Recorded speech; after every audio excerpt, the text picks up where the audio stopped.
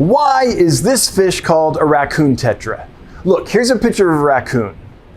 Black mask, ringed tail, long pointy snout. Here's a picture of a Raccoon Tetra. No mask, no ringed tail, no pointy snout. So why do we call it that? Hello, I'm Dan, your friendly fishmonger at dansfish.com, and today we're gonna find out how the Raccoon Tetra got its name, and while we're doing that, we're gonna find out if it's a good fish for your aquarium, and we're gonna do that ranking them according to our 5 categories: appearance, behavior, ease of feeding, ease of care, and citizenship in a community aquarium. But before we get into that, if you wouldn't mind taking a moment to like and subscribe, your help would be appreciated.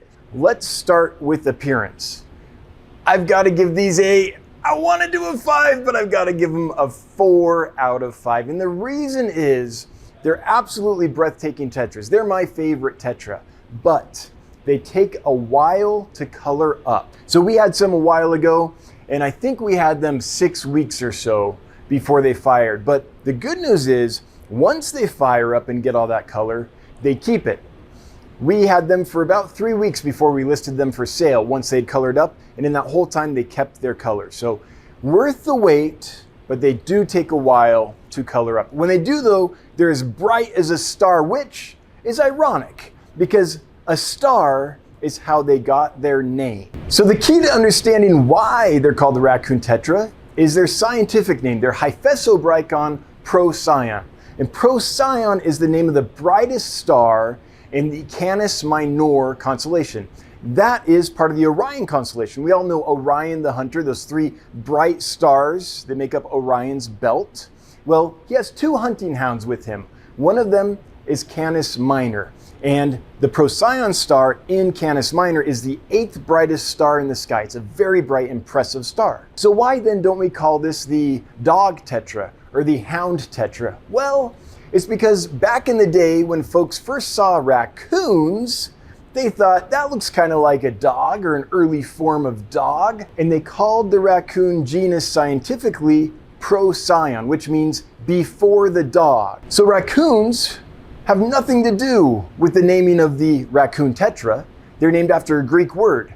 The Raccoon Tetra is named after the star because they are bright and beautiful like a star. And on the Brazilian flag, the Procyon star represents the state of Amazonas, Brazil, where this tetra is found. So that's why they're called the Raccoon Tetra, because someone confused Procyon, the star, with Procyon, the name for the raccoon family. And now we have a Raccoon Tetra, which looks nothing like a raccoon. So let's look at our second category, which is behavior. I gotta give them a 5. They are peaceful. I've had them in small groups and in large groups. And sometimes when you keep a fish in a large group, it's really cool. It gets along with everyone. The aggression's spread out. You don't have any problems. But when they get down to a small group, you start having aggression problems. Not so with this fish. I've kept them in small groups. I've kept them in large groups. I've never had a problem with aggression. There are lots of displaying and sparring, but there's very little contact and no damage. And the other thing is, they're out and about all the time, even in a bare tank. For me, that makes them an ideal aquarium fish because you're gonna see them. So that brings us to our next category, which is ease of feeding. Again, I've got to give them a 5 out of 5. These are some of the easiest fish to feed. They'll eat everything. They'll eat flake food, they'll eat pellets, they'll eat frozen, they'll eat live. They don't care. Every food I've tried to feed them, they've eaten with gusto. So the scientists which discovered this fish wanted to know what they ate in the wild, so they did some stomach content analysis of some wild fish, and they found a few things in there. They found nematodes. Hopefully they were nematodes that the fish were eating and not parasitic nematodes. Chromid fly larvae, basically midge fly larvae, which, guess what? That's bloodworms. So they were eating a real close relative of bloodworms. So bloodworms make a great part of the diet for these fish. And they also ate detritus and algae. So this is an omnivore. It eats lots of different things, whatever is available. And so it's super easy to feed in the aquarium. And another thing I love about this fish is it's only moderately fast to the food, meaning it'll get its fair share, but it's not going to outcompete a lot of other fish for their fair share. It's a tetra, so it can move fast, but it's not crazy when it comes to feeding time. Our next category is ease of care. And again, these get a 5 out of 5. You see, unlike a lot of other fish from the Amazon region, these fish come from clear water habitats. They don't come from that really dark, tannin-rich, super acidic water. And fish from clear water habitats are naturally better suited or more naturally suited to life in our aquariums because most aquarium keepers in the world, in the United States at least, have pretty hard alkaline water. We don't have soft acidic water.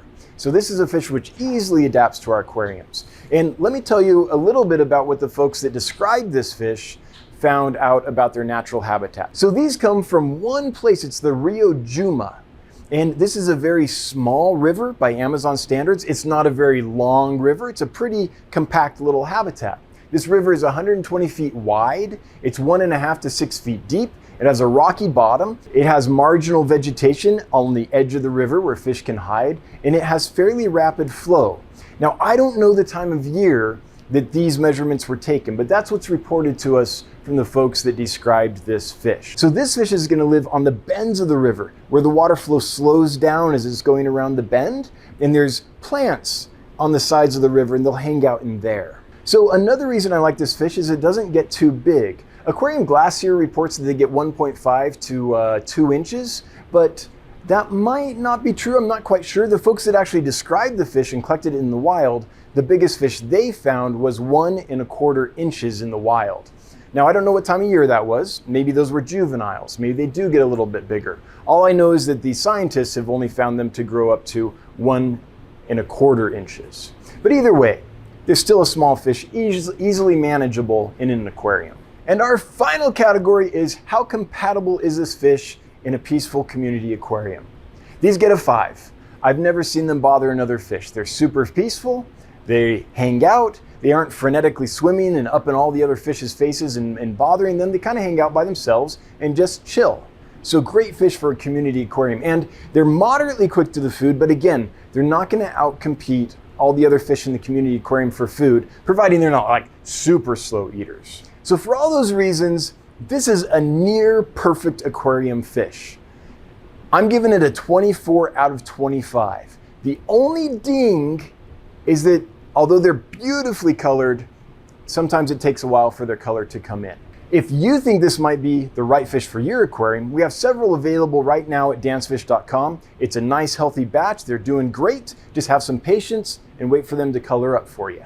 And if you want to learn more about aquarium fish, we do a live stream every Wednesday at 7 p.m. Mountain Time. That's 9 Eastern on the Dancefish YouTube channel. We'd love to have you join us. And I would feel wrong if I signed off without thanking my customers and the members of the channel. Thanks so much for your support. Until next time, bye-bye.